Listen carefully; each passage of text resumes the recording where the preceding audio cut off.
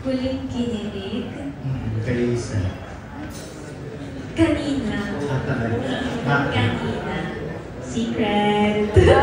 Kanina po. Hindi kasi bukod sa sinagot niya sa tanong ko kanina from the press, mas kinilig ako dun sa pagdating niya bumati siya sa akin.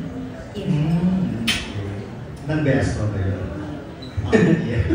Kinilig ka sa beso ni Seth, ha? Ikaw, Seth?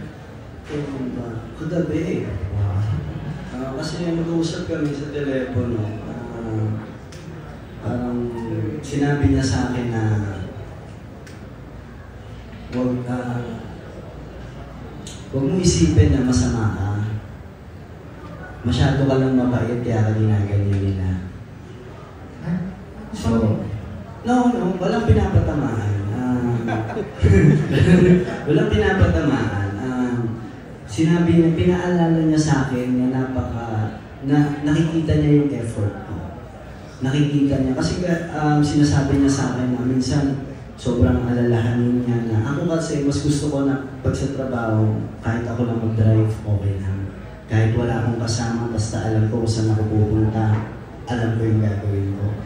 Tapos, parang nagsabi lang siya out of nowhere ng appreciation message sa akin na nakikita niya yung ginagawa ko, sobra siyang proud sa akin, bilang kuya, bilang kapatid, bilang anak.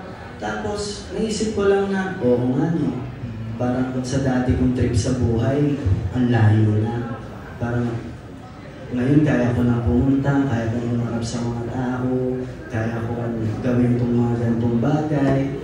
And, na-feel ko na, wow, may nakakita at may nagsabi sa akin.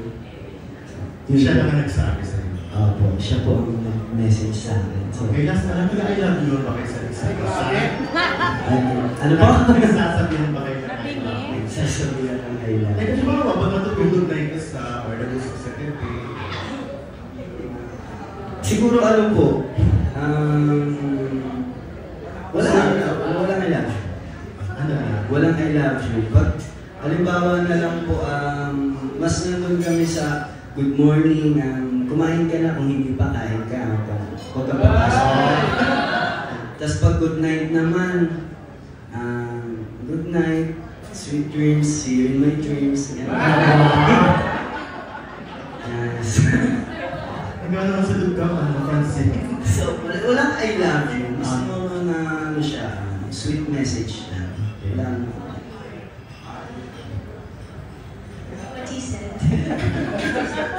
Ano po ulit yung tanong ko? Ako nag-I love you. Hindi po. Wala. So ano lang, dahil nga kayo nag-I love you? Parang mas ano po talaga, appreciation sa isa't isa. Kamustahan ng araw, kwentuhan, paglubog ng araw, laging, okay, pahinga ka na, see you tomorrow. Mas ganun po. Yun.